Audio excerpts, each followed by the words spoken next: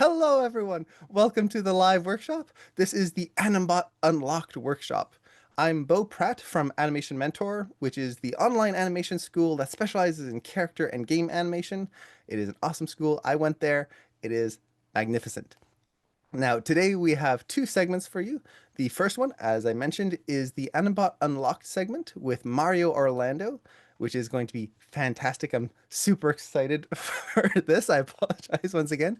I got my little parrot cat now. And after that, we will have a talk with Animation Mentor Student Success Team, who are Tim and Mars. Awesome people as well. So definitely stay for that if you have any questions about the school or just questions about any programs and whatnot. So, without further ado, I will pass it off to Mario and we can jump right in. So, Mario, feel free to take it away. Hi, everybody. So happy to do this. I love animBot a lot. So when the opportunity came up, I'm like right away, I sent an email. Me, I want to talk about it.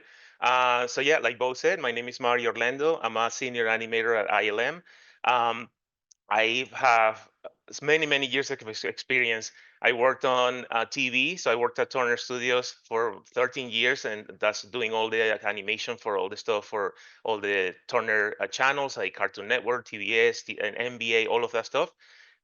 Which also, I don't know if you can see, but working there, I was able to get 2 Emmys working on the sport stuff for them, which is really cool. And then after that, I went to ILM, got my first opportunity. My first movie was Teenage Mutant Ninja Turtles 2. Excellent. Of course, I grew up with that stuff. I mean, I'm a child of the 80s. I love all that stuff. And working on Ninja Turtles was like, wow, I used to see these, so like the Saturday morning cartoons, and now I'm working on the movie. How cool is that? Then I worked at XLab for several years, so doing all the VR stuff. And then after that, I moved back to ILM because I mean, film is always like my passion. I grew up with all that stuff, and I've been at ILM since. And yeah, let me go ahead and start sharing my screen. Oh, and also I forgot to say I also teach at Animation Mentor. So I have taught classes 1 through 4, and love it. I mean, honestly, I went to Animation Mentor because I have experience. I was able to do the last classes, the 4, 5, and 6. Um, and I learned how to polish, and then and that really helped me get my job, my dream job in at ILM. And then after that, I started teaching, and honestly, that's another big jump that I made as an animator, because just teaching animation makes you learn even more animation. So yeah, it's been great, and yeah, I love it. I really love teaching. Okay, now I'm going to share my screen, and let me know if you can see it. Does it look good? Okay. Okay. So animBot. animBot is a plugin for Maya created by Alan Camilo. He's an animator himself. I think he worked at Sony. He has worked on a lot of good movies, and because he's an animator, he knows what an animator needs. So he has made this amazing suite of tools that when you launch, they live right down here. I mean, you can put it anywhere. You have stuff in the outliner. It is amazing. I mean, my workflow is so much faster because of it. I mean, there's a lot of things that you can do without it, but of course, it takes you extra long. And it's always good to know how to do those things without a tool, just in case the license server goes off for that day or something. But I mean, I'm going to be much slower if I don't have that. So I did I did do a talk at ILM, showing some of the people how to use animBot, and it took me an hour and a half because I went through every single thing, and I still wasn't done with everything. But today I'm going to focus on the temp controls, which I feel like there's stuff out there for it, but it's not as talked about, and it's really powerful. And yeah, so I wanted to do this, and you'll find it down here. I don't know if you can see it. I know it's a little bit small. There's a small guy, with a blue guy with a kind of looks like a hula hoop. That's your temp control menu. So what that allows you to do is think of it pretty much like constraints. It creates a loc or not not a locator or a controller, and it puts animation of whatever you choose into that, and then constrains the object to that, and it allows you to put it in different spaces and do different things with it. So I have 5 files that I'm going to go through, and I'm going to just click it, left click it, and you get this first menu, right? So you have different systems. You have a simple control, which is just going to give you a controller per thing that you have selected, and you have spaces for position orientation. You have a group control. So let's say if you have an animation of a character and you want, or multiple characters, and you want to all of a sudden move them way over there because they changed the set or whatever, you can select all the controllers that are maybe in world space. It puts all the animation to controllers and all of that inside of a big box that you can then move and rotate and do whatever you want to and position it all somewhere else. Then it has aim controls. This is useful for like weapons, things like that. Like if you have a sword, it will give you a controller for the sword, an aim control, so you can animate the tip of it, and an up vector, kind of like the camera in Maya, same thing. Like you can do that for the prop, because if you have animated swords and you attach the sword to the hand, you know that just to move that tip a little bit, you have to make super small adjustments, and it's a pain. So it's easier to just have an aim control that you can animate correctly, and then check your arcs and all of that. And then you have an FK chain control, but it's a reverse FK chain. Well, I mean, it can be done regularly too, but like when I use it for a reverse chain. um, and then they have spaces, right? So you have world space, object space, which is means whatever the original space for the object is going to just mirror that. Relative space, meaning, let's say for some reason you have a hand and a hat or something, and or the head or something, and you want to put the hand on the head and then rotate the head and have the hand in that space. You can select the hand, let's say the head, do it in relative space. So now when you move the head, it will be in relative space. So you can almost create your own spaces, right? Camera space will attach whatever the animation is to the camera. Child space I haven't used as much yet. And then grab and release, which is pretty much like constrain this to this, release it, grab it again, release it, or grab something else. Those are the kind of spaces that you have in there. You can then also name it, name your system. You can leave it as default, so it uses the name of the controller, or name it something, and you can even color code all of the stuff that you create. So once you create that, you'll see that it will go through the timeline, and it will create like a controller. And now this, you can see that its screen is attached to that, so it's constrained. So now I can animate this because it put all the animation into that controller. So now I can use this to manipulate the object that I selected. So after that, you want to check your options. If you right click on any of the tools, there's a lot of extra options. If you right click here, you'll see that it says Temp Control panel. This is the panel that you can get to manipulate any settings on that controller. Here you can change the color. If you decided like, oh, I don't want blue anymore, this has to be green, you can change it, and it also makes it that color on the viewport. You can select the list here of stuff that you have. And then here you have the spaces again. So if for some reason you chose world, but then you say, no, you know what, it needs to be object space, you click here. And when you do that, it goes through the timeline. You can see the keyframes changing right here, and it changes it to that space or relative space. So you can edit this after the fact with this panel. So let me go ahead and put it back to world space. And once it's done, I'll show you other options.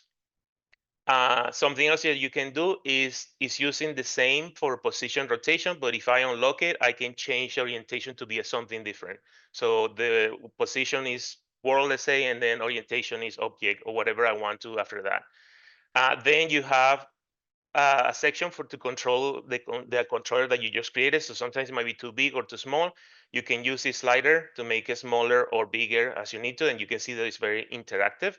And then depending on the shape, this one you won't notice it, but let me see if I can choose something, yeah, like an arrow. Um, this one will change the orientation of the object to whatever you need. So that's why with the box it doesn't show, because the box is just moving, but you can't see it, but that's why it's changed to something else. And then these also have options to create a child controller or a parent controller. So if I have it selected and I hit this first one, you'll see that it creates a second box, and it does all the constraints for you. So you don't have to, I mean, it was instant as you saw.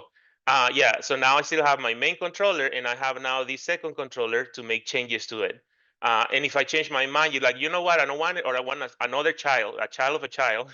I can select that one and click here, and now have 3 children or 4 children on below that. The next one is to create a parent controller.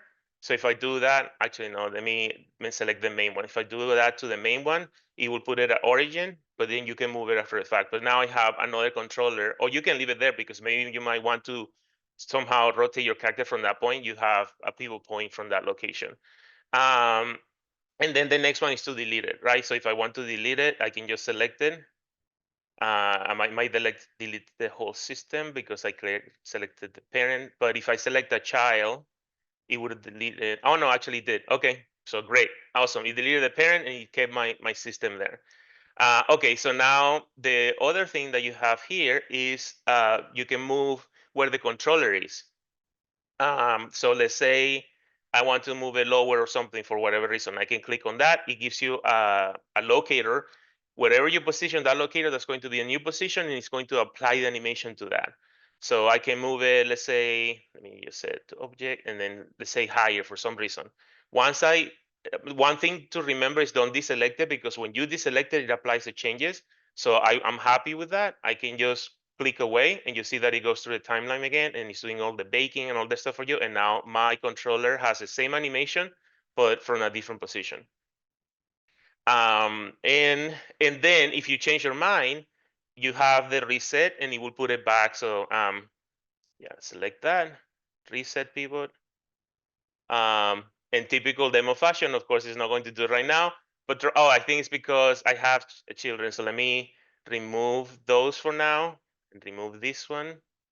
I mean, you can see how easy it is to like, oh, I made a mistake. Well, no, doesn't matter. Let me just fix this, and then put it back. You can bake it and you can bring it back. It's all excellent. So let me go wait for it to go through the timeline.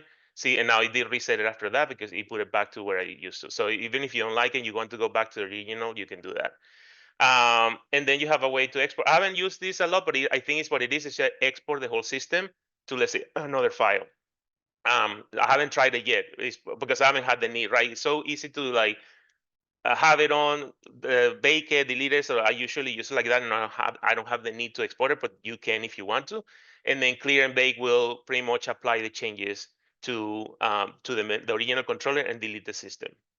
Also, just to let you know, here there's like a blue button that's almost like an on and off switch. So if I turn it off, what it will do is keep the system in there and apply the changes to it. So it won't delete it. It will keep it there. And if I turn it back on, it will reconstrain it again, which is really nice to kind of keep it there. Maybe let's say you have to export and you don't want to export with a constraint system. You can turn it off, keep it there, export your animation. And if you need it again, turn it back on and it just reconnects everything again. Okay.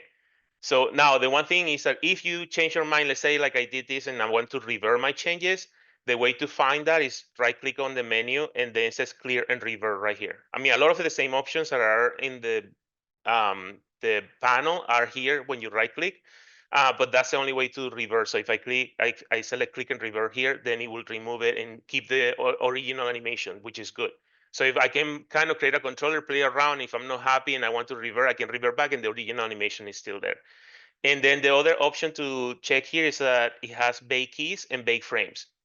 So bake keys is like a smart bake, and bake keyframes will be a keyframe on every frame. I usually leave it on bake keys, but sometimes if you have the need, like, no, I want to bake it to make sure it's like exactly perfect, and it does that. So right now, let me just click and clear and revert. Let me know if I'm going too fast because in my head I'm trying to like cover as much as possible and I can talk too fast and then of course my accent gets thicker. So let me know. Okay, so I'm going to do the FK system, right? So I can actually do a reverse FK. So as you know, on any rig, if you want to animate, you have to choose from the bottom up, right? For like the torso. But sometimes, let's say you have your animation and you want to keep the head where it's at and you want to make changes to the lower section. So you can do a reverse FK. So I'll select, and it goes in the order that you selected, right? That's how it's going to create the hierarchy. So I'll select this one, this one, this one, this one, and then the center of gravity controller. And then I'll click here, FK chain, I'll leave it in world space, hit OK. And it will do all of that in what, 3 seconds or 5 seconds or so, which this would take me 5 to 10 minutes, maybe more, because I'll have to create a controller for each one, bake it, bake the animation to it, then yeah, well, create the hierarchy, bake each one, then constrain each one back to this. Oh yeah, it will take a while, a lot longer than this for sure. So now it gave me all those controllers. And again, if I don't happy with the shape or the size, I can open the panel again. Oh, and by the way, you saw me do that and you're like, how did you do that so quick? Any of the buttons have shortcuts or like a shortcut combination to change it temporarily to something. And if you hover over an icon, you get this. And if you can see, I'm sure it's like very small, but at the bottom, there's a shortcut section. So it tells you, like, for example, if I want to open the temp control panel, instead of right clicking and selecting it, if I hold down Alt and Shift and click the button, it will do it. So a lot of the menus have that capability. So if you have tools that you use a lot, for example, the tweener and the push and pull and all of this, I can hit combination of keyframes, sorry, a key combination of keys, and it will quickly change that slider to another one. So I don't have to right click and change it and then use it. I can just hold down, use it, and then release, and it will go back to whatever. So that's what I'm doing. I'm holding down Alt Shift and I click it and it brings the panel. And then when I move it, just so because if I don't move it, this is what happens. It's like a temporary, oh, sorry. It's a temporary thing. And then sorry, it's a temporary thing like this. And if I unclick, it hides it, which is good if you want to do something quickly. But if you want to keep it around, you can just hit this arrow or move it, and it will stay in a window. So now when I deselect, it stays there. Um, okay, so now what I'm going to do is select them here. So I can select them in the order I created from top to bottom. And now if I have my rotates, I have a reverse FK change. So I'm rotating from the torso instead. So I can then go through my animation and make changes. So let's say here when he's going to the left, I want the hips to go more to the left. So yeah, how awesome is that? Uh, I can then delete my keyframes there and after. Uh, and now I just added more hip rotation and I kept the head in the exact same spot. Okay, so now let me revert that. Oh, another thing too is whatever changes you make to the keyframes, it will apply when if I bake it in the smart with the smart bake, it will see like I deleted those. If you look at the original, it has keyframes there. It will also apply the same timing, so it will also remove those keyframes and keep my animation the same. Did that make sense? Yeah. Okay, so now I just can select any of them and then I'm going to revert because I want to put it back to how it was. See, and it's originally so now the hip movement is not as strong. Okay, now let me show you another one with the simple control. So as you know, a lot of the rigs usually have this pivot point in the ankle, and then sometimes you just want to do this or this, and it's like, okay, you have to rotate and then counter rotate or use the attributes. It's a lot of work, right? So what I'm going to do is create a simple controller in world space, and it will go through the animation and apply and reconstrain it. Okay. And now what I can do is move the pivot point. So I can click on the pivot. I'll get that locator. I can position it exactly where I want. So I want it to be down here at the ball of the foot. I let go. And once I let go, it will move it to a location and reconstrain it. So now the animation, if you see, the animation is still exactly the same, but now I have a new pivot point to animate from. So now I can do this, I can do this, and not have to use that pivot point over there. But then I can do things like I can add a child, right? And I can edit that point and then put it at the front of the foot right here. And then I'll create another child to that one. So I'll select that one, child, uh, edit pivot point. Let's say I want to put it on the outside and deselect. And now I have the main one, and I have one that I can pivot from the front, and I have one that I can pivot from the corner. Not that one, this one. So I can pivot that from the corner, and I can make changes to my animation using all that system. And again, you saw how quickly it is. And if I want to remove it or add another child to that and put it on this side, so now I can create my own foot setup.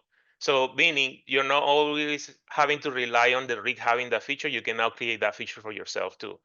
Okay, so enough of this file. Let's go to the second one, and I'm going to talk about the grab and release. So I created this simple animation just so we can understand it. What I'm going to do is have the cube grab the sphere, release it, reposition, and go away, right? So the way the grab and release works, you select the child first and the parent after. And the reason why they do that, why animal does that, is because you can select multiple objects to be constrained to one. So that's why you select the children first, and then they follow the parent kind of thing.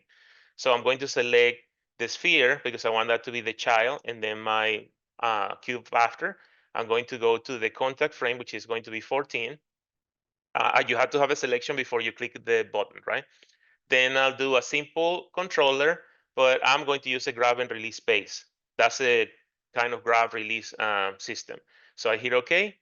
And after it's done, you'll see that it did the constraint and it created a controller, so I can still manipulate the object even though it's constrained. And the other thing it did is that because I went to frame 14, if you see in the timeline, there's like a dark gray section and a lighter gray. It also gives you feedback. That's letting you know, and it has a mini hand. This one has the palms open, meaning I'm not grabbing it, and this has a hand closed, meaning I'm grabbing it. And it tells you P cube 1. It tells you the name of the object that you're grabbing. So now, because I went on that frame, when I play the animation, it knows to constrain it on that frame. And right now, it's constrained throughout, right after that point. But now let's say I want to get to this frame and I want to release it. I go to my temp control panel menu and I can click on the open hand here. So you see how quick it moves, so quick that maybe you blink and you missed it. Now you can see that it's this section right here where it's grabbing, and after that it's release. So now it's grabbing, releasing, right? And I want to do another grab. Okay, so then I go to the other frame where he's repositioning, and I select this and then the cube, and then I'll use the close hand, which is this one, grab, and you see now it's like grabbing, releasing, grabbing, and taking away. Okay, then the other thing you'll see is that you have driver frames here, right? So it tells you on frame 1, I'm not constrained to anything. On frame 14, I'm constrained to the P cube. 49, nothing, and then PQ back to 63. So you can type the frame number. If you want to change, oh, it's not 14, it's 15 now, you can type 15 here and it will do its own thing and fix it all. You can also delete it. So let's say after he released, this guy is going to steal the ball while he's repositioning. So I don't want the P cube anymore. I can select the P cube here, and then there's like a hand with a trash can. I can delete that grab, and now I can select the other thing instead. So now I can grab the cone and then do the grab, and now the cube is manipulating that, but then he steals it and takes it away. And I mean, you saw how quick that was, right? I can just say, no, never mind. I don't want that one. I want this object, or this frame or that frame, and it's just awesome. And you still have the same things that you have where you can select the controller. Oh, because yeah, that's the other thing too. See, as I'm grabbing it, I have this controller that I can also animate moving or whatever, shaking. I can move the pivot point, let's say, to the top. So let's say when it's grabbing, I can have it shaking as it's moving. I mean, all the stuff that you saw so far. Cool. Okay, that's the grab and release. Um, okay, now I'm going to show you the same system with the sword. Um, I have this. Actually, let me do a quick rough animation just so we can see it moving. Um, and don't judge me for this animation, but it's just quick just so we can see him doing something. Okay, so like I said before, select the child first, parent second, then click on the temp control, simple control, but I want to grab and release, and I'm on frame 1 because I want it to be on the hand from the beginning. I hit OK, and now I have, so now if I move it, if I play the animation, you see that it's following, right? Okay, talking about what I talked about before, like, okay, that's great, and I have this controller to animate the hand, whatever, but if I want to do this on the sword, I have to rotate and then rotate and translate, right? And it's, that's a lot of work. So I'm going to go to the panel again, and I'm going to create down here a parent controller. So it's going to put it on here origin. I can edit the pivot point uh, and put it right where the sword is. So let me just take a few seconds to reposition that. Oh, not that one. Oh, see, I let go. That's the only thing. I clicked too fast. So let me edit it again. There we go. So you saw I didn't have to recreate, just I edited as many times as I need to, and I'm going to just angle it to follow the same direction. That sounds good. Deselect it again, and let's say I want to use box instead for that one, and that's too big. I can make it smaller. See, it's affecting that one and not affecting the child. It's not scaling both of them. It's just scaling the main controller. So now I have my original, which is a hand, so I can, let's say I want the hand to do this, right? So I can control the hand and animate it changing position. But now I have this parent controller where I can use it to rotate around the sword or put it higher on the sword or lower on the store, and I have that control. And I can add, as you saw, many children and parents and all of that, so I can create my own system like that. So then I have my animation, and same thing like I showed before, I can go to a frame and then say let go. So I have that, and then after that point, if I move the sword, set it right there, okay. So if I move the sword up here or something, like let's say the character dropped it, it will grab it and then let go because it's doing the whole system, right? Um, and it jumped because I did move it in the wrong frame. But yeah, you get the idea. So yeah, that allows you to do the whole grab and release and create like a complex setup so you can manipulate the object within and still following. Okay, so now I'll go to my fourth file, and we're still okay on time. Yeah. Okay, so I'm a big Star Wars, if you can tell, fan. Back to the Future also. So I kind of created my own flying car out of a Jeep because I don't have a lot of money. So instead of a DeLorean, uh, so I did a quick raw thing. Of course, you can see how it's moving very boxy, very linearly. I just put some quick keyframes, right? So now I'm going to use the aim system, the aim control system to clean all those curves and make it easier for me. Okay, so I'm going to select my main controller that I animated, click on the panel again, and I'm going to use aim control in workspace. Hit OK. And after you hit OK, you get some locators. And those locators are going to tell you where it's going to be. Like the main one, you'll have the aim and the up vector. So you'll get this panel right here, and this allows you to scale the whole system or scale the individual controllers or change the orientation. See, I can see depending on the prop, it might be here, it might be up here. And so as you move this button around, it just rotates it around all axes. And as you can see, like it's going to the front, but then rotating the up vector, right? So I'm going to find the one that I want, which is here, there. And then you can also down here use this selection area to select the controller that you want, so you can make extra adjustment. Maybe you want it closer or farther away, then you can select the basic one. Maybe you want it back here, whatever you want. You can make adjustment to each one before you create the system. And then you can hit done, and it was going to go and apply that animation. Oh no, crash. Okay, let's see. Uh, there we go. I think it's going to try to relaunch itself. And let's give it a second. There we go. So it crashed, but it came back. See, and I didn't. No, it didn't crash. It didn't crash Maya. Animal crash. It recovered itself, and I didn't lose any of the work. I mean, still all my setup is there, right? And speaking of that, now that this is happening, this is just like an animbot crash, but animbot has also an animation recovery system that's running constantly in the background, and it's not slowing down your computer at all.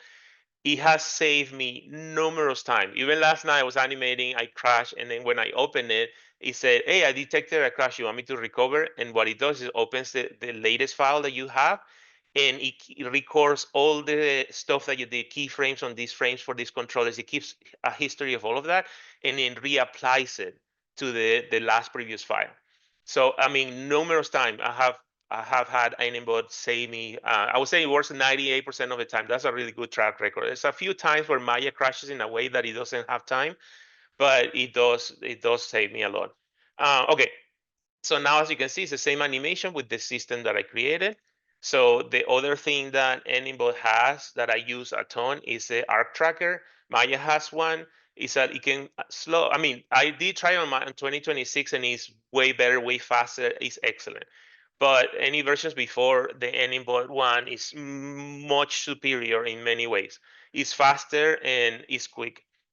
Okay, so I'm going to do activate it for my main controller. And as you can see, I clicked it and it just shows up. I like that the default is this alternating color because it shows you your spacing. So you're seeing the movement plus the spacing, and you can also control how many frames. Like I said earlier, if you right click on the menu, you have options here, and one of them is the style. You can change it to a different style other than the default, and you can say how many frames before and after. So you can want to see the whole animation, and I can do that. I can see it beginning to end, and I can start seeing easily where I need to work on my arcs, so I can easily find. So definitely, I use this. I'm at the polish state a lot because I can clean on my arcs. So I can go. I'm going to do some quick cleanup. Obviously, I don't want to take a lot of time, so we can show more stuff here. I'm going to drop it, and it's kind of X-ray, so you can see that I can see exactly what I need to do through the animation. And then here, let's say I want to make it drift to the right or something. So now I quickly clean the main controller.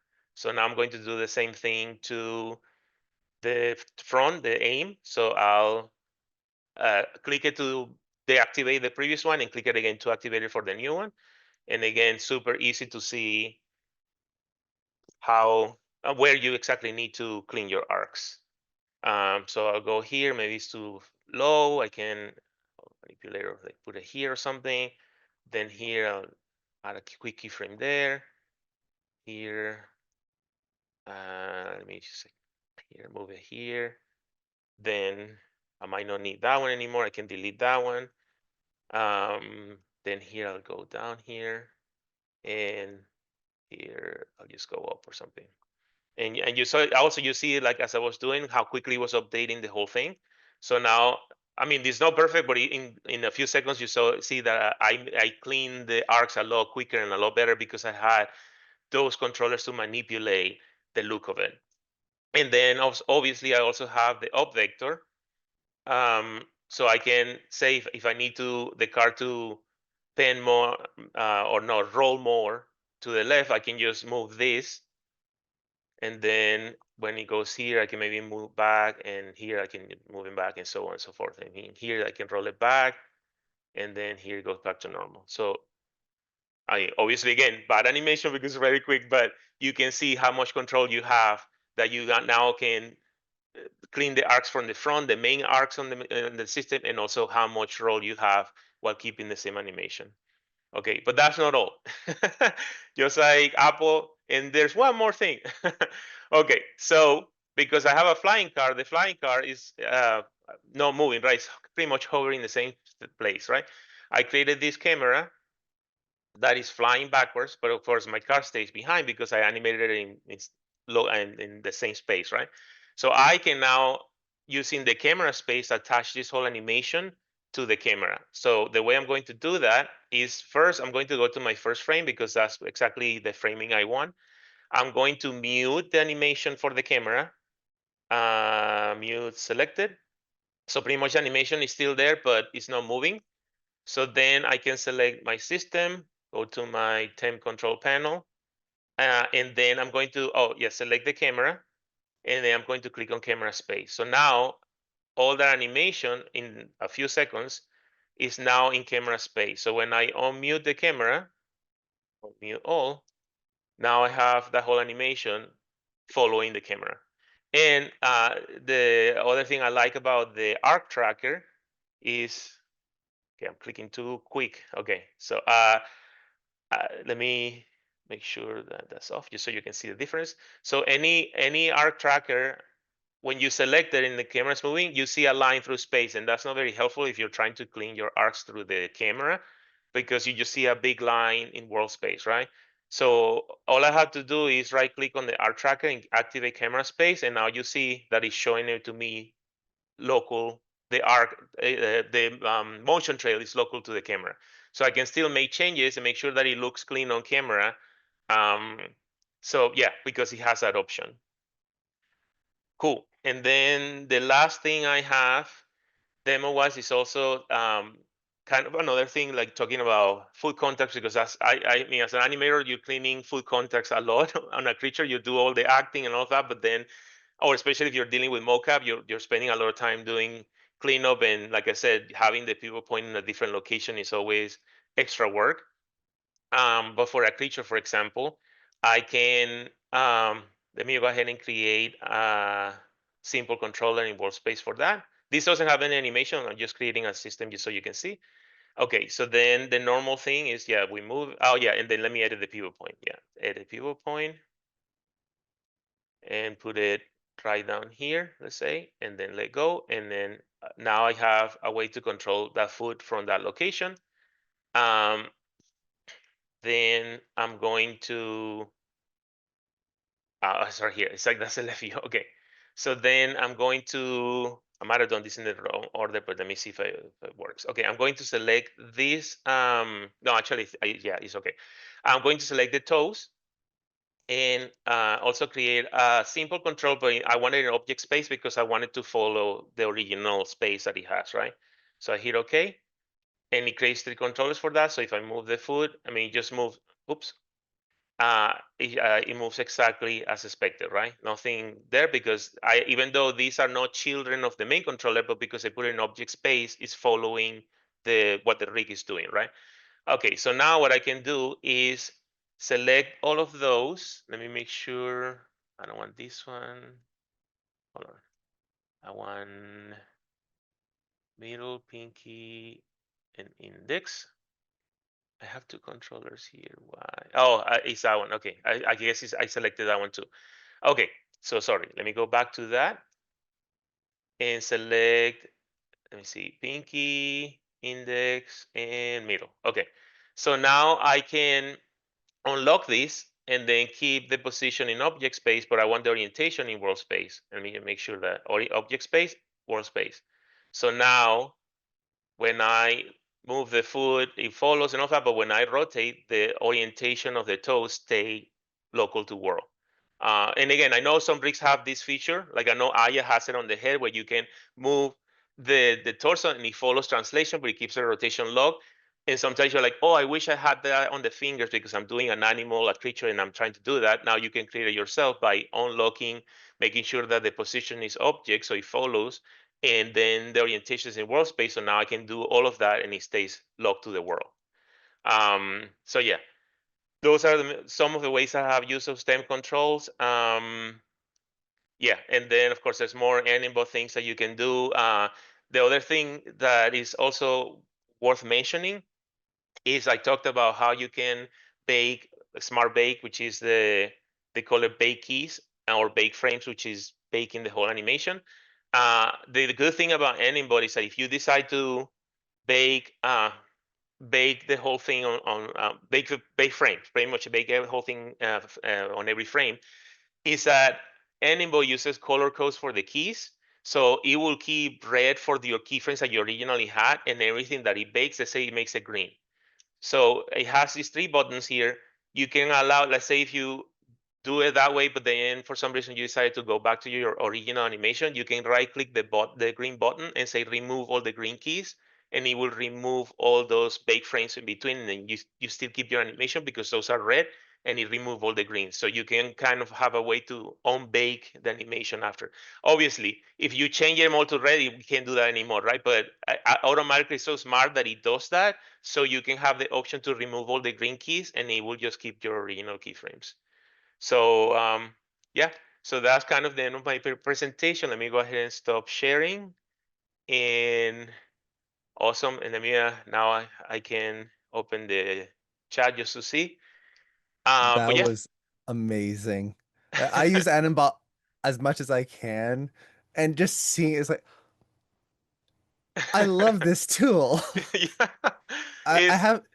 Oh, sorry, go ahead. no, it's I agree. I'm obsessed. I mean, everybody thinks I'm paid by animal because I talk about it. I work so much, and I'm convincing everybody, use it, use it. Look what you can do. Like I'm like Yeah. doing hey, here's like a free sample. Like, hey, let me show you what I can do, so they can get used to it because it's a time saver. I mean, Hmm. and I haven't even talked about everything else I use. That's just that.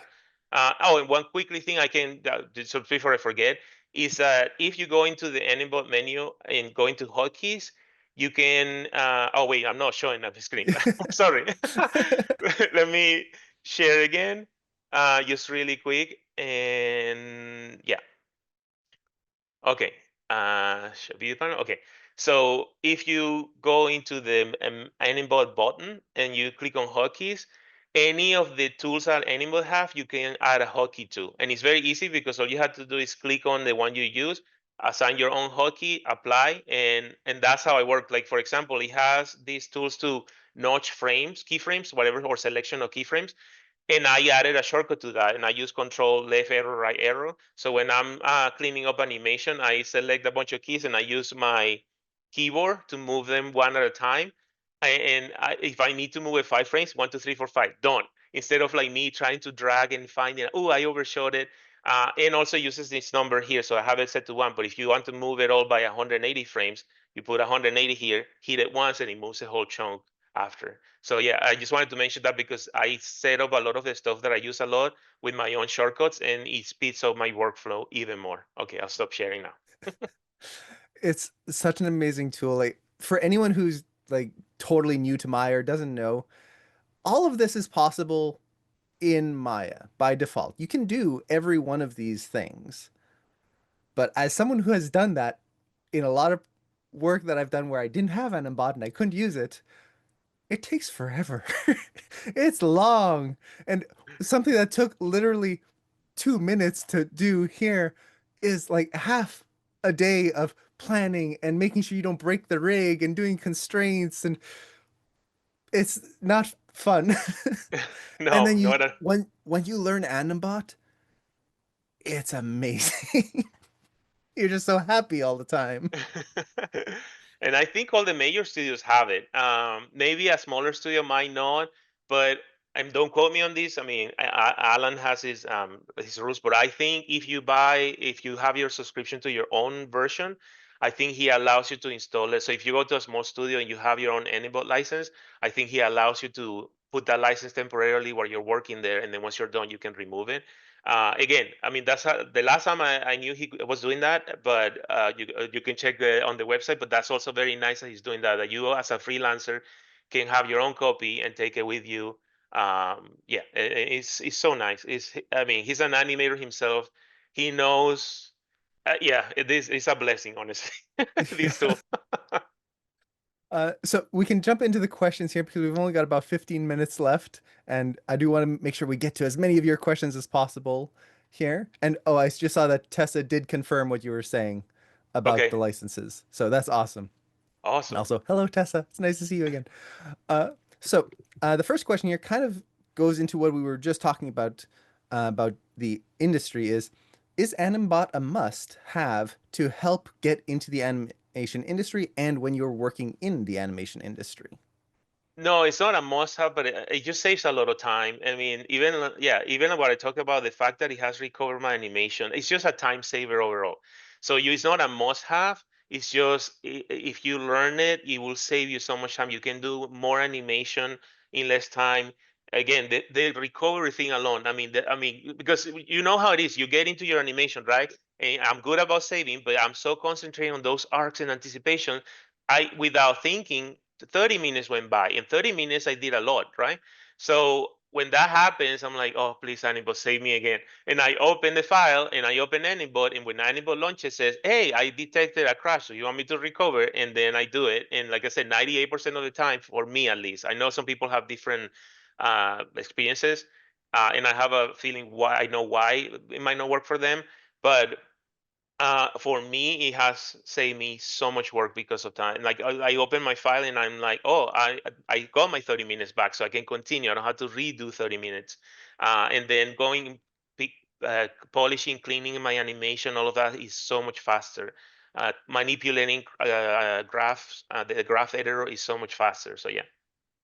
Yeah, it's so nice to have that backup and not fear the lingering crash just hiding behind the bushes ready to jump out at you at any point. Yeah. So this kind of goes into another question, and it's something that I've seen a lot of people asking. I know a lot of students ask it as well. Is animBot's an amazing tool?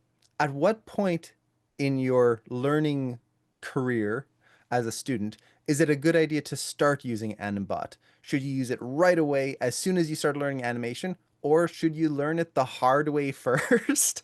Do the suffering first before you actually use animBot, and then you can appreciate how it works and have that backup behind you. Exactly.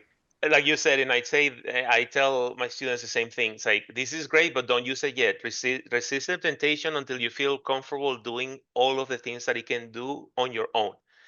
And like you said, also gives you appreciation. When you have to suffer through, it's like digging with your hands. And then somebody shows you a shovel, and you're like, "Oh my God, I can shovel so much more, so much quicker," and you'll appreciate it. Where somebody that don't use it right away, they get used to it, and they think, "Oh, this tool is like I'm too slow," because they don't have anything to compare it to.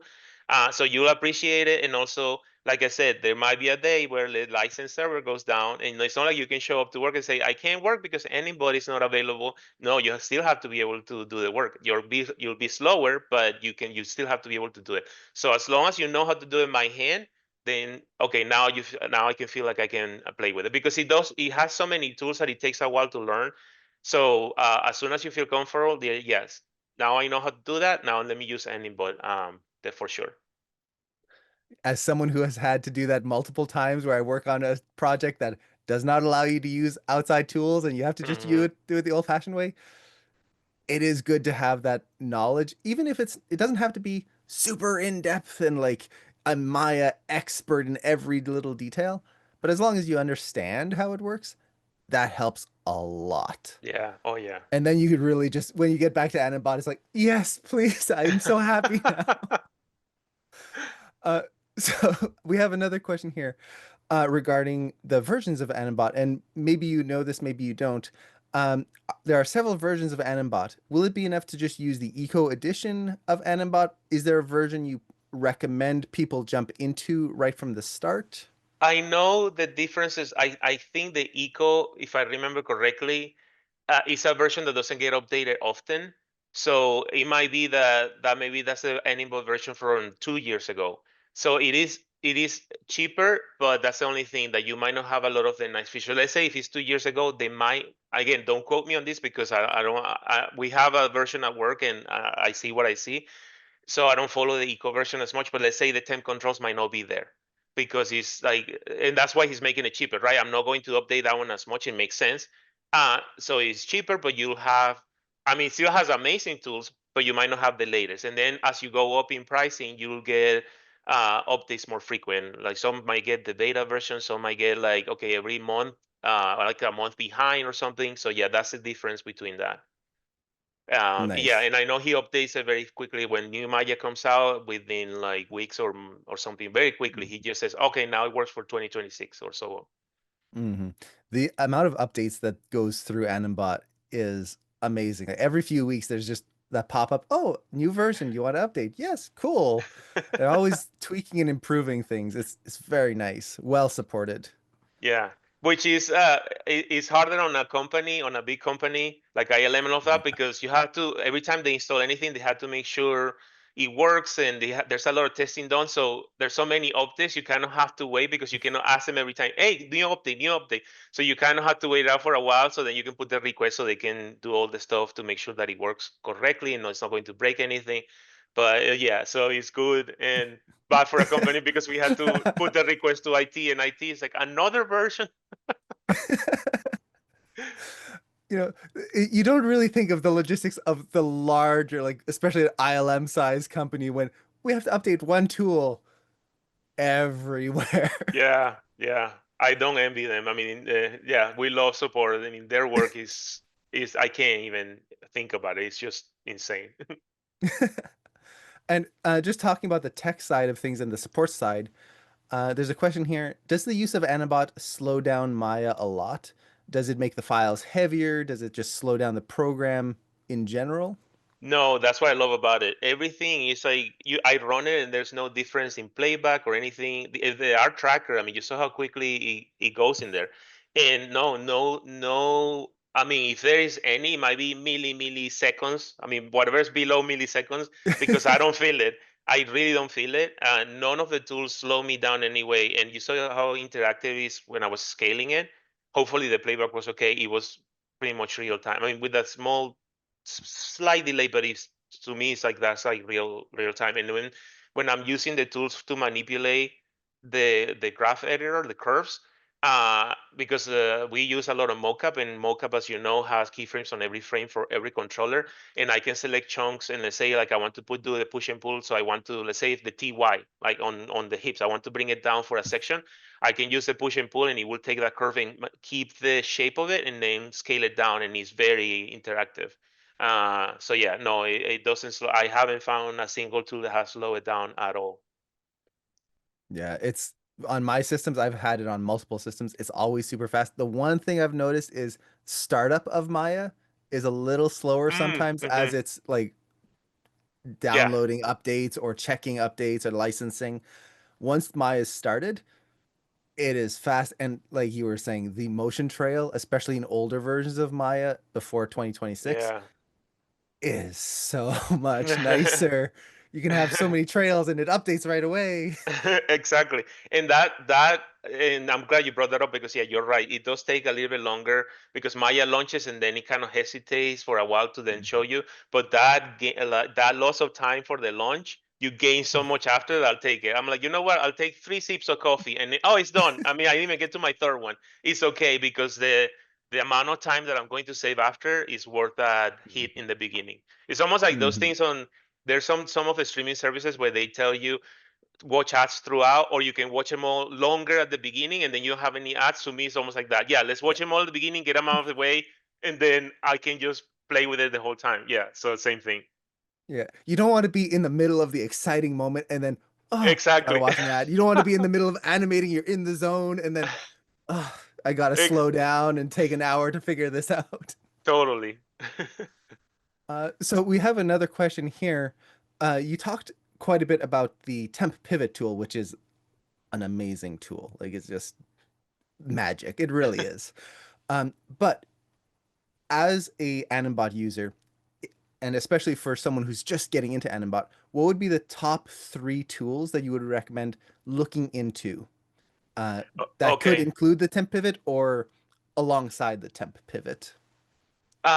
Besides the 10 people, well, in the 10 people, it is a little, as you saw, it's kind Mhm. of a big feature, right? It has a lot of things that you have to learn. But um, I would say the manipulators for the curves are very useful. Do you want me to share again just so I can show Sure. that? Yeah. Yeah. So share second screen.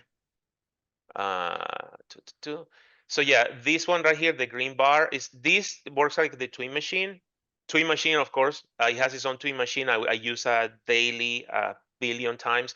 But if you right click on any one of those, see all of these are hidden in one.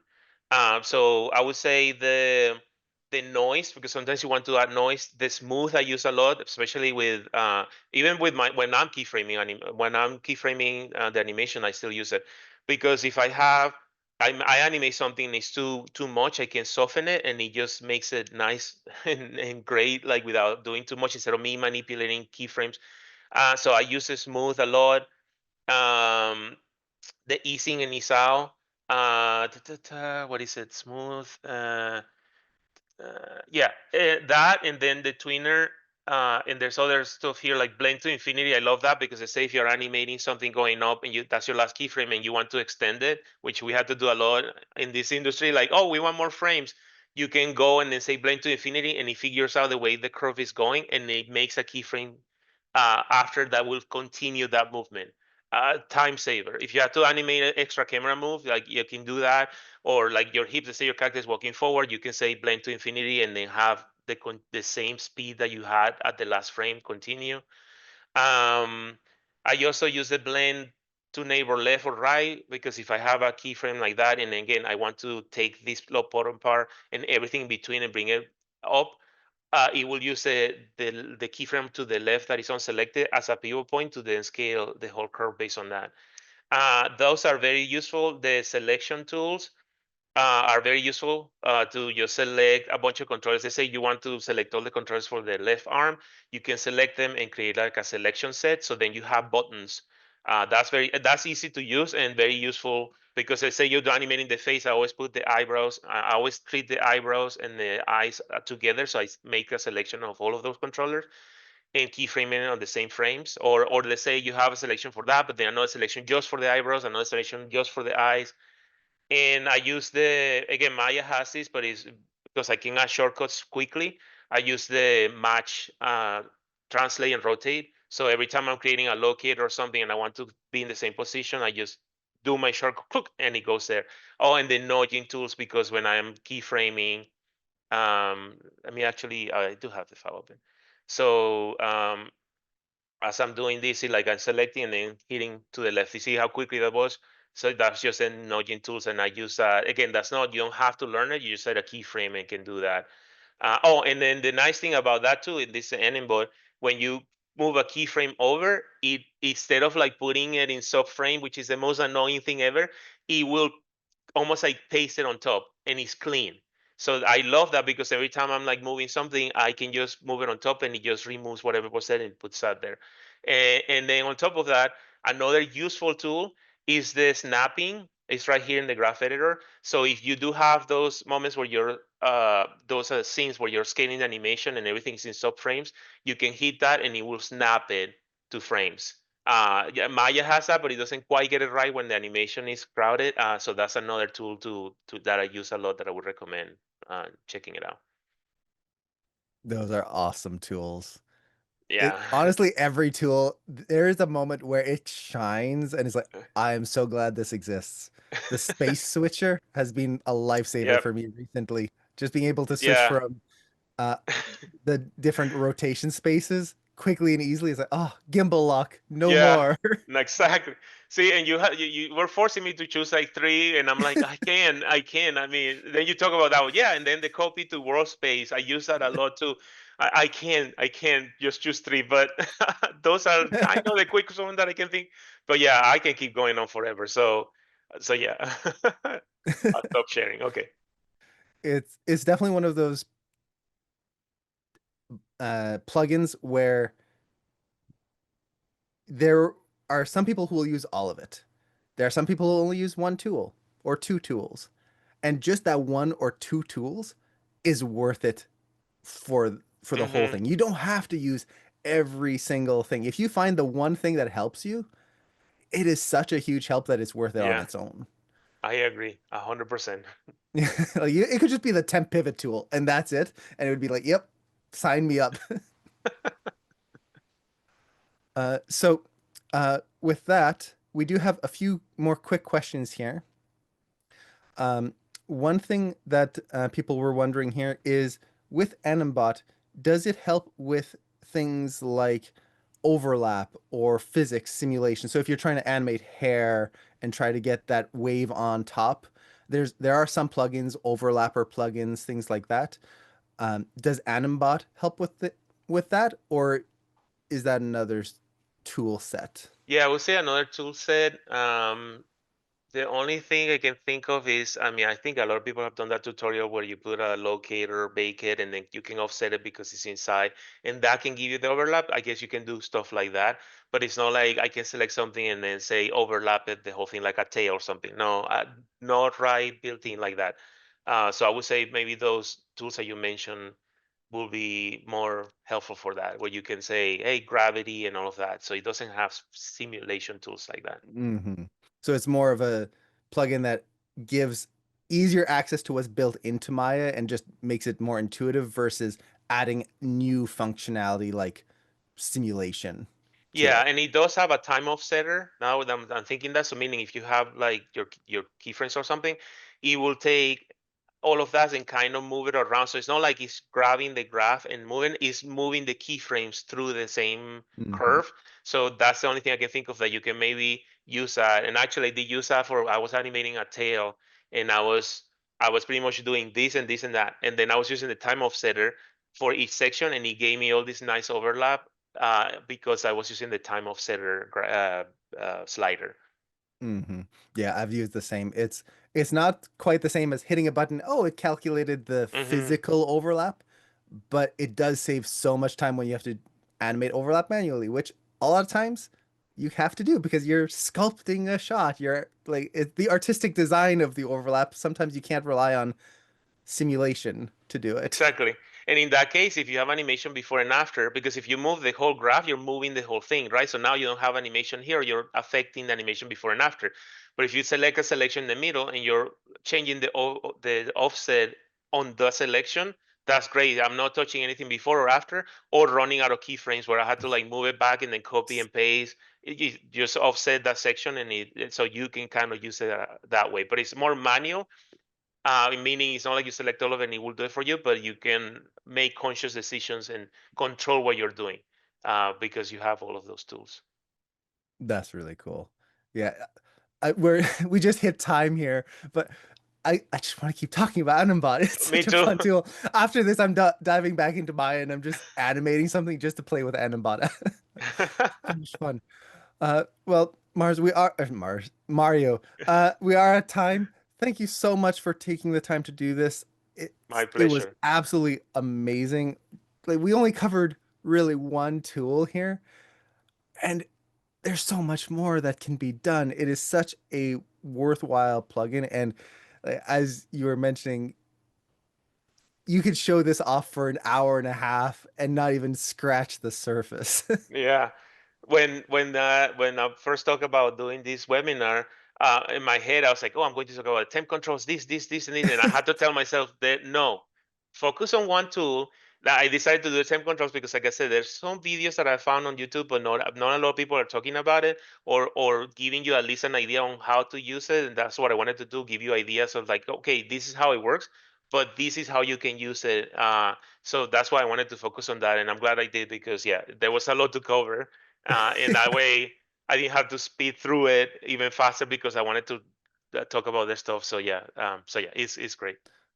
We'll definitely just have to do more of these. It would be awesome to just do a whole series. I want to cover everything. Awesome, yeah, I love it. I love talking about animal. You can ask everybody ILM. I cannot stop talking about it. It's so worth it. But thank you so much for taking the time to do this. Thank you everyone for asking all these awesome Yeah, questions and thank for you. hanging out. I saw everyone was super active in the chat, so I'm glad you all enjoyed this as much as I did, just to get a nerd out about animbot. Now we do have a second section here with Tim and Mars, but once again, I just want to say thank you, Mario, for taking the time to do this. It was absolutely amazing, and it was always a pleasure to chat with you. Thank you. It was my pleasure to good to talk to you and everybody. Awesome. Take care, Mario. Bye, Thank you, everybody. Mario. So, My pleasure. Tim and Mars, it is now your time to shine. Feel free to take it Well, away. well, thank you. Well, it's kind of hard to shine after that. You know what I mean?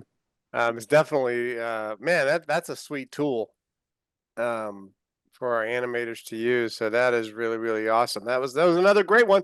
And it's cool because Mario at ILM, but also, you look at all the work that he's done, because I've watched his reel several times. Hey Sarah, I've watched his reel several times, and then you look at that he took classes here with us. Yeah, yeah, And, you know what I mean? And you're like, wow, he's like homegrown, yeah. and he came from here. And you saw the awards on the shelf behind him. They didn't look too bad. No, They look pretty good up there, I think. So, yeah, awesome hey, workshop once again. seeing some familiar names in here. Yeah. Yeah, I remember. Do you remember a few years back when Mario was a commencement speaker over at Yeah. ILM? Yeah. That was pretty cool. That was That was pretty a cool good too. time over there. Yeah, man. Golly, it's been so long. We got to get to another graduation ceremony because we do have them. Right? They're online now. They're virtual, but they're awesome nonetheless. So very cool. Now, Good. not too far away. Fall's coming up, so that's pretty crazy that the summer's been going by pretty quick. Yeah. So welcome everybody to our, this part of our show. So it's the Q&A side of things. So Mars and I, answer questions about, our school, what it takes to get started with us, giving you, important dates and stuff like that. So if you want to get into a class with a guy like Mario and have him be your mentor for 12 weeks, it kind of, starts here. Well, it doesn't start Yeah. here, but we're here to kind of help you to kickstart you a little bit, if you will. So yeah, ask away if you guys have any questions whatsoever about classes and start dates and all the things that go along with that. Yeah. And before animBot, before you get there, you got to learn Maya, right? Yeah. So, you have to start there. I know we've probably got a lot of folks in here that probably know Maya pretty well already. A lot of folks that may have some animation experience already. But if you're brand new to 3D character animation, then it all starts with learning Maya. So that's, I know you talked to a ton of students too that probably learned a little bit of Blender already. We talked to students that start there. And that's great. Blender's awesome.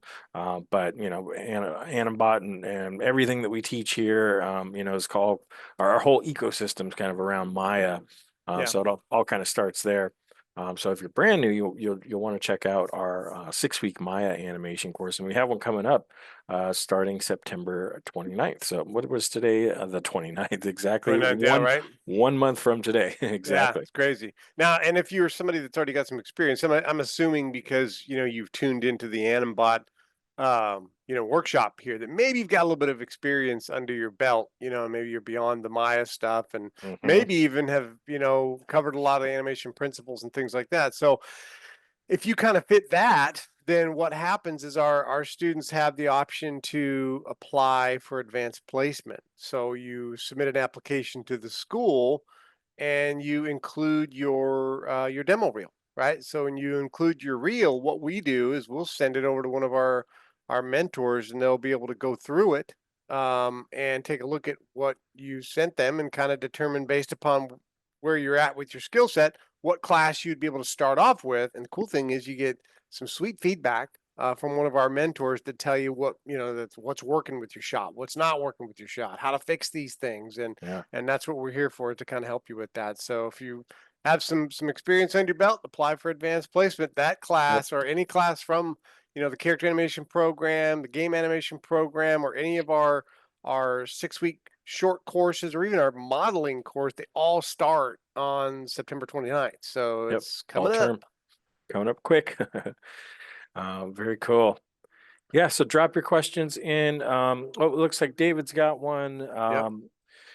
David, we do get this question from time to time. As a relatively small independent school, the United States federal government doesn't quite see us the same as a traditional college or university. So unfortunately, we're not able to accept any of the Chapter 31, 33, 35 benefits. Yeah. Personally, I come from a long line of military vets, so thank you for your service. I wish we could do something there, but we can't accept those types of federally funded, programs. However, we do have some really amazing payment plans. So, we are happy to work with you. I know that you've got some funds probably there with the VRNE, but I still think it's worth a conversation. If you can meet with us, we can see, what we can do. Sometimes we can do things a bit with pricing and things like that. We try to help everyone we can. So, it might be worth a conversation. You can send us an email at admissions@animationmentor.com. Yeah. Yep. Good call. Hey, Mikhail, what's up? Yeah, we got a cool support ticket system here at Animation Mentor with like a rating that's through the roof. We're like 100% satisfactory rating It's on how pretty many good. problems get solved. So I don't think you can get any higher I as don't far as for the math that I know. I So don't know. Mikhail, for stuff like 125. that, your Maya license, because Maya is free for our students that are here at Animation Mentor. So Mikhail, if you're having trouble with that, go to the support ticket system, drop one in there. One of our tech ninjas in the background will jump in there and get that thing solved and get Maya back on track for you, man. Quick like. Very cool. Do you guys still, here's another question from Shelly. Do you guys still doing the animation student showcase? Absolutely. That's something I get excited about every single Yeah. year. I can't wait to see all the names of the students that I've worked with and that I know and that I've seen on our online student campus. So yeah, that's a big deal here every year. We usually do it towards the end of the year, October, November. But the 2025 student showcase is actually out already. So if you go to our website under the I'll bet it's student gonna tab, pop up. yeah, exactly. If you go to animationmentor.com, click on students there. There's the student showcases right there. You can see the current one for this year and all of the past ones. So, definitely take a look at those. Some of the best work of the year. So definitely check that out. There, look at that magic. Right? Boom. I feel like How'd you do it that? it Yeah. gets better every year, without a doubt. Right? I feel not to discount what previous years had done at all, Yeah. Yeah. right? But it's always new, right? So it's newer stuff, and you're like, Yeah. oh wow, this is pretty, because you've never seen it, and Yeah. so yeah, it's really awesome stuff. So if you have a chance, check out that one, but then also look at some of the previous ones as Yeah. well, and they're mind blowing, The cool thing mind about the show, boggling. mind bottling, Yeah, mind in a bottle. So yeah, one of the things I really, well, actually, that a student had asked me about our showcases was, well, here at Animation Mentor, if you guys provide all the rigs, doesn't everybody's shots look the same?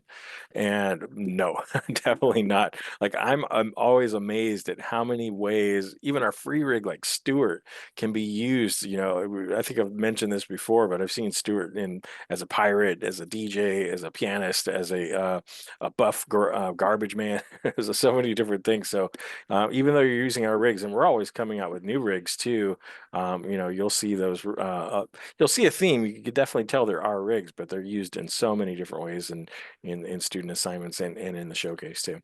yeah, it is nice to have access to all those rigs, and current students have access to the rigs, but then also we've talked about this as well. But even students that go through our program, graduates from our program, they still have access to character rigs after they're done taking classes with us, and never lose access to the student campus, which is really kind of cool. Yeah. Because there's a community that lives there, and so people that are maybe working on shots on their own, and maybe they graduated, they're like, well, you know what, let me get some feedback. They can go back onto the student campus, post it on the community feed, and then watch feedback notes coming in, and people using Sync Sketch to trace paper over it and stuff like that. It's really, really cool. I love that part of our campus and our community.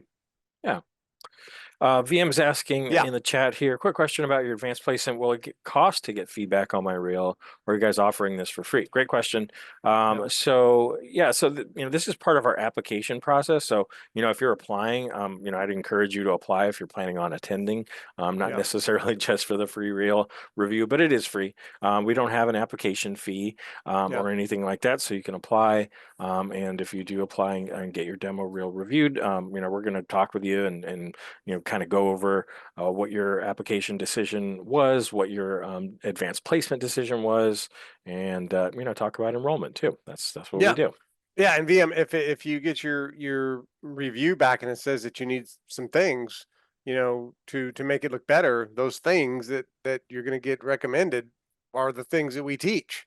And so, Exactly. what I mean? You should probably take that advice and oh, you know what? Okay, they can fix this or help me to fix this. So let me jump into this. Yeah, we haven't had any demo reels come in yet where we said, "Oh, you graduated from Animation Mentor."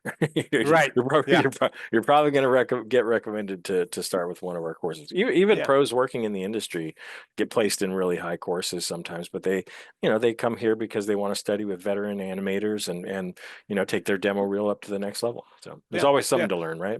For sure. Christian's got one. Christian, for someone who's finishing up university and wanting to take some extra animation classes, what are some qualities you think will make prospective students shine? Also, how does Animation Mentor's approach to character animation, the track I'm interested in, compare to other schools with similar offerings? Thanks for doing this, by the way. Well, that's a good one. That's a good one. It's a lengthy one. It's well written. So thank you for that. And so, finishing up a university, that's cool. We're more of a specialty school, right? So we're more of a boutique school, right? We're not going to give you science and math and English, and we focus on the meat and potatoes. Unless you're vegan, then we focus on the tofu and the whatever they're eating, right? So Potatoes. so we're going to focus on actual movement of characters. Making digital puppets move is our jam. And that's definitely what we do. And so to make yourself shine in that aspect, you need to have some dynamic shots for sure, right? And you also, if you're doing your reel, you have to have a destination in mind. So, if you're applying for, specific jobs that are generalist, right, where I just want you to do a little bit of this and a little bit of that, that's cool. You can do that. But if you're trying to be a character animator, you need to make a reel that's specific to character animation. Because if you're applying for an animation gig that makes things move, right, they're not interested in seeing modeling. They're not interested in seeing, some of that stuff that a generalist might put in there, your rigging skills and stuff like that. So make sure that your reel dictates exactly the job that you want to have. That's one thing I can tell you for sure. Now, how does our program differ than other programs? Like I said, we're a specialty school. We do a lot of these things here. we've got Mars, we've got myself, we've got mentors like Mario, plus an Right. army of them that are all currently working in the industry. And that's probably one of the biggest differences. Mario's number one job isn't teaching for Animation Mentor. He's working at ILM, Yeah. making movies, and then he comes over to our school where he graduated from, and then we'll transfer those skills over into the classroom environment and teach you how to do what he's been doing all day. So you're getting current industry techniques every time you go to class. And to me, that's a big deal. Universities are Right. great and they've got a lot of professionals there, but their main job is probably working at the university. And it isn't so much working at a studio, making movies, and then dropping in to this sort of an environment to teach. Small classes is also something that Yeah. we focus in on here too. So you're not in the sea of students trying to, Right. get the mentor's attention. We put small groups of students into these classes. So I think Yeah. those are big differences. Yeah, for sure. And I think the community too. I think that's Yeah. a huge one too. I tell students that ask a similar question to that you could put together a really nice website and maybe even hire some mentors from Pixar or DreamWorks to teach at your online school. Yeah. But you can't spin up a community out of nowhere. That's Now, that's something you can't do. people don't get it unless they're in it, right? Right. Like the people that Yeah. are on this thread that are part of Animation Mentor, they get it. Because they're in this thing. But watch that, like the campus tour video, right? Oh yeah, That's that's a got good some one. cool stuff in there. And then that link that we just put there for is your animation demo reel ready for studio? Yeah. That is such a killer video to watch because they give you the raw details. I think Sean Sexton's in that one where Oh he's yeah. talking about the stuff that he likes to see on reels, and the stuff is just like a waste of time to put on reels. So he keeps it real on that one. So sorry, it's a Good, Friday one. good one. Sorry, guys. You're unreal. Nah, no, I Uh, try. Randy's got one here. If you have experience in Blender, how do you move to Maya? Great question. So actually, we had a workshop that we did on that with Miles Jackson, right? Not too long Yeah. ago, a few months back. So you should definitely check out that. But that workshop. But you really just jump into Maya. That's it. You take the 6-week Maya animation course, and you just jump in and you start learning it. And you're gonna see differences. You're gonna see some similarities. But what's really nice about our Maya course here, like Tim was saying, there's so many things you could do with Maya. You can do modeling, rigging, animation, of course, lighting, visual effects. You could do all those different things. And sometimes it's kind of overwhelming when you're learning Maya on your own. And I've even seen like a LinkedIn course. There's a couple of different online kind of self-study courses that have Maya, and they're really broad, and that can be a little bit overwhelming. But what's different about our course just shows you the specific tools that you need to know to animate in Maya. So you jump into that Yeah. course, it's going to teach you the things you need to know. I mean, only 6 weeks too. It's relatively short. You'll be Yeah. able to animate a character. You'll be able to make a character move. You'll do some posing. You'll even do some constraints, learning how to pick up an object and things like that. So that's a really fun course. I see students really excel in that, in a really short amount of time. I got to pump the brakes on Christian real quick. Christian, thank you so much, Tim and Mars. I've been torn between Animation Mentor and Anim School. Who's that? This is going to help me for when I'm ready to pursue further education in animation. Christian, I invited you into my room, right? I invited you here. Mars has invited you into his room, right? So we love Anim School without a doubt, right? They're artists, right? They're animating as well. Animation Mentor is the very first online animation school ever within the universe that 20 we know of, years, right? more than 20. Right. So we've been doing this since 2005. Yeah. We are the pros at this particular thing here. So now, if it's affordability, I get it. That's one thing. You got to talk to Mars and I. Mars and I do one-on-one interviews with people, and we talk to them like this, which is something you're not going to get from Anim School. Right? We love them, but you're not going to get to talk to a student success coach. We're not going to call you, and then those things. Mars and I will set up Zoom sessions, and if it's a matter of affordability, you got to talk with us because Yeah. we've got some plans that we can help you out with to make this thing a lot more palatable to get you started with us. I'm telling you, check out the AM community, reach out to Mars and I, we can help you get in. So don't let Yeah. just because it's a lower price doesn't mean it's a better product, right? It's just a lower price, but we get it. Times are tight for a lot of people. They are for me. So reach out to us and we will help you. And Christian, don't be sorry. Don't be sorry. I saw that and I had to like pump the brakes for just a second and go, wait a minute. I invite you into my home. How do you use that language in my Right? house? How dare you? But yeah, you read Christian, reach out to us. And who Yeah. else was on there too? Who else was on there? Ivan. Right? Yeah, all that And stuff. Arlie, yeah. Yeah, I mean, this is the stuff that Mars and I do. We do things a little bit differently over here at Animation Mentor, for sure. Yeah, and and I'm glad you mentioned that. I had a student just like a couple of days ago, right? And they were like, "Oh, I need to cancel my application. I'm not really in the position to do this." And I was like, "Let's have a conversation Yeah. first." It was like, "Let's chat." And now that student, I was working with, is on the road to enrollment. So, I was like, "Don't walk away yet until you know what all your options are." So and not always all of the options are on the website. Sometimes, like Tim said, there's things that we can We got do stuff. on our end to help students out. I So got short sleeves on, but sometimes we got stuff up our sleeves. Let's just say that. like I see him fall out of his sleeve sometimes. Yeah, sometimes. Oh, sorry. What was that? Is that a special deal? Yeah, right. Cool. Let's see what else here. David was asking the question a little bit earlier. I missed this one. Is animBot in any of the free rigs provided on the Animation Mentor website? Wanted to try before buying. No, unfortunately not. We don't include that. We do offer free rigs. I'm glad you did mention that. We have a couple of free rigs on our website, but animBot is not included in that. We do offer free animBot licenses to actively enrolled students. So that is an opportunity to get your hands on animBot by actually taking a class with us. So. And seeing that, I mean, that I was talking with a student before I jumped in here about that. She graduated from another school. She said, "I've never used animBot."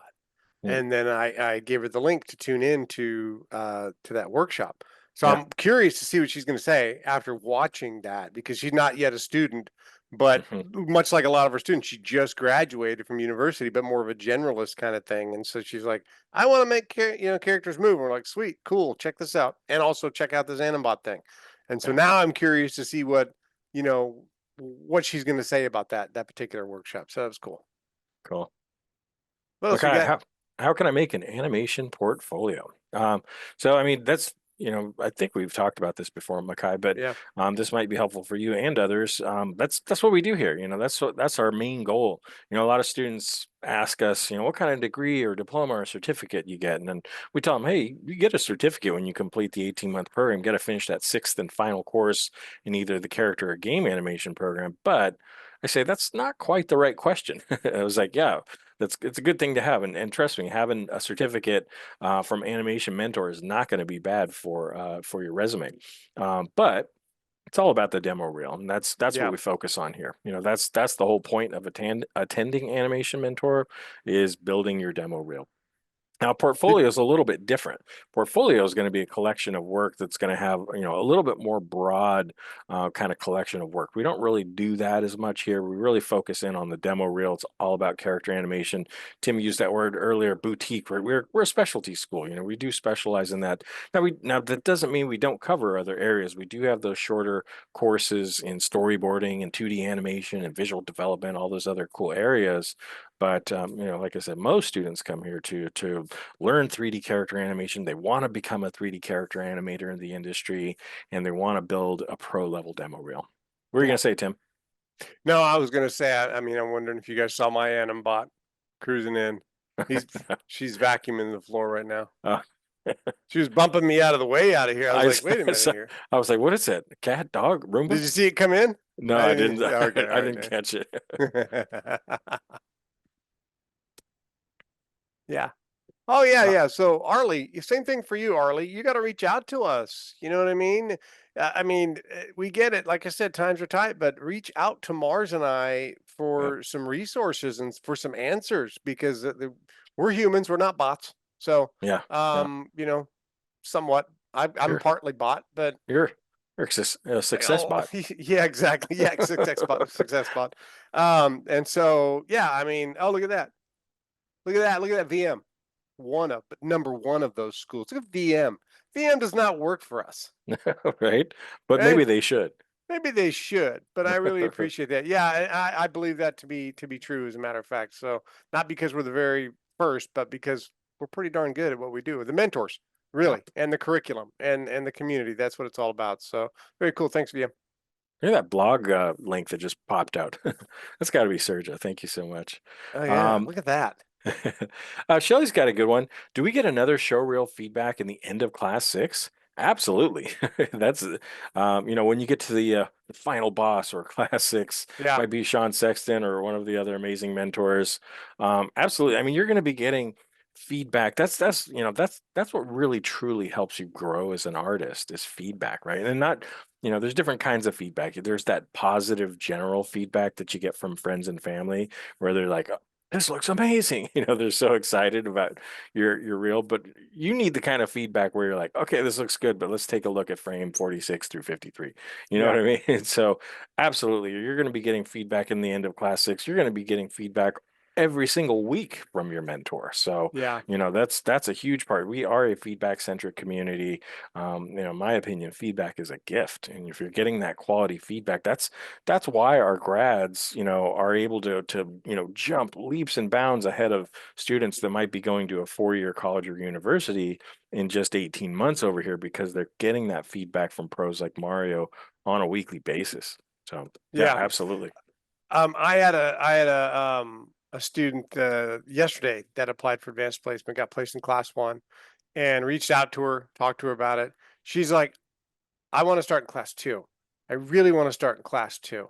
I'm like, well, looking at what the mentor said, you might need to possibly take, Maya to begin with. And she's like, I think I can do class 2. And I go, I'm not feeling that confident about that because this could be one of those situations where you're not ready for it. We drop you in there and all of a sudden it's crash and burn.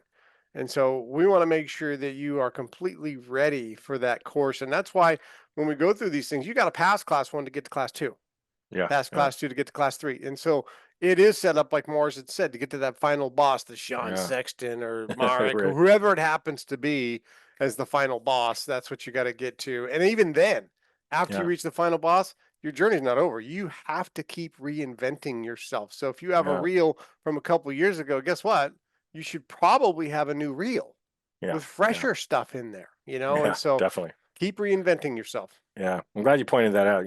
Tim is not a student kind of okay coach. He's a student success coach. Yeah, yeah, it's all right. It's okay. It'll slide through. Daniela's got a question. Yeah, a couple questions here. Just starting university, but in my country, animation is not as advanced, and I'm thinking of taking some of your courses. I wanted to know what are your classes like and how do you usually work with students? Also, I'd like to know when the registration for your courses opens. Great questions. First of all, that's why we're here, and we do have students from all around the world. We do want to make these courses accessible to students all over, and being an entirely online school, you can attend from anywhere. So that's great. The classes, what are they like? Our classes are a hybrid of recorded video lectures. They're going to be live classes where you can meet with a mentor like Mario in class, ask questions over Zoom. You're going to have one assignment per week, and you're going to get weekly e-critiques as well. You're going to get those recorded feedback sessions from your mentor. It's going to be very specific. It's going to be posted to your profile. They're going to do drawovers, break things down frame by frame, and really offer you that really helpful feedback. And it's recorded and posted to your online profile on the online campus, so that you can watch it as many times as you need to. And aside from that, there's additional live sessions throughout the week, Wednesdays, Thursdays, Fridays, Saturdays. There's all these additional live sessions that you can attend for what? For more feedback so that Yeah, you can accelerate your learning. And that's what I encourage students to do. Get as much feedback as you can during the week. That way, when you turn your assignment into your mentor, it's already been revised a couple of times. That's a really great way to accelerate your learning. yeah, Um, I agree. yeah, and then when registration opens, so generally for our 6-week courses, registration opens about a month in advance, and for our 12-week courses, about 2 months in advance, Yeah, approximately. A little bit more than that, but yeah, pretty much registration is always open. And the other thing that's really nice about registration is we try to run almost every course every single term. So unlike some traditional colleges where you have to wait until the fall term or the spring term to take a particular class, you don't have to do that here. You can jump in at any point. We've got 4 4 terms per year. If you follow the seasons of the Northern Hemisphere, we've got the winter term in January, we've got the spring term in March, we've got the summer term in June, and we've got our fall term coming up in September. And again, like I said, we run all of those courses as often as we can, so you can jump in at any point. Yeah, and for those that we spoke with, because we're at time, right? For those that we spoke with on here that were sort of like, oh, I might be doing this or that to another school. Our classes are September 29th. So trust me, if you already have some Maya experience, or if you're applying for advanced placement with a demo reel, get that in now. The application is down there. It just got it's like they're reading my mind, right? That it's there. You gotta get moving on this, because we need a chance to look at your reel. We need a chance to look at your application. Mars and I are the ones that review all the applications that come through, right? So reach out, say, hey, I tuned into your stream or whatever it is, so that way we can reach out to you to go, oh yeah, you were looking at, let's talk about some of these options that we have to help you. If you really want to get started on September 29th, we will definitely make it happen for you, for sure. Oh wait, I think I got a call coming in right now. Yeah, we joked about that earlier. Yeah, you can apply. I Yeah. think they're going to apply. Yeah, that's funny. I love that. That was so good. Thank you so much for that. That was good. Oh yeah. From what I understand, it's not possible to choose your mentor, have visibility over that before enrolling. Is that true? No. So what happens when you actually enroll? Before you register, you actually choose your mentor and your schedule right then, and then you Right. actually proceed to that button that's like register, and Yeah. then you're done. So whoever you choose for your mentor for your first 12 weeks, we send you an entirely new list of mentors to choose for your next class. And so Every every term. 12 weeks, you Mhm. get to choose a new mentor. So VM, you get to choose from this list. The fall list of mentors that are teaching right now is insane. It's like an all-star list of people, and you've seen all of their work. If you're a movie buff like I am and an animation geek, then you've seen everything that they've done, and you'll be Right. able to work with one of those people. Yep. And Yep. there you go. There's the courses. Yeah, if you click on any of the courses on that link that was just posted there in the chat, you can see the mentors and schedules. Yeah. One note, our school was founded in California, headquartered in New York. So when you look at the schedules online, they're going to be posted in California time zone. So just make sure you do the conversion for your location or country. Boom. Cool. I like it. We did that thing. Boom. Oh, wait. Hold on. I got Hold on.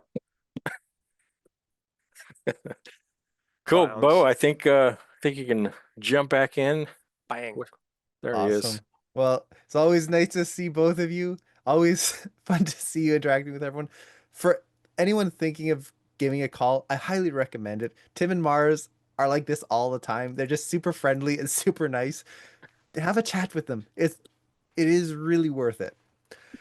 So with that, thank you everyone for jumping in. Thank you so much for staying in for this extra time and asking all of these awesome questions.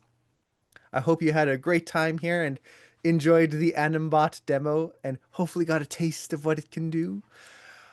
Mars and Tim, thank you so much for taking the time to help out and answer all these questions. And course. hopefully we'll see everyone in the next workshop. So until then, have a wonderful upcoming weekend. Best of luck on all your projects, and we'll see you around. Take See you care. next time.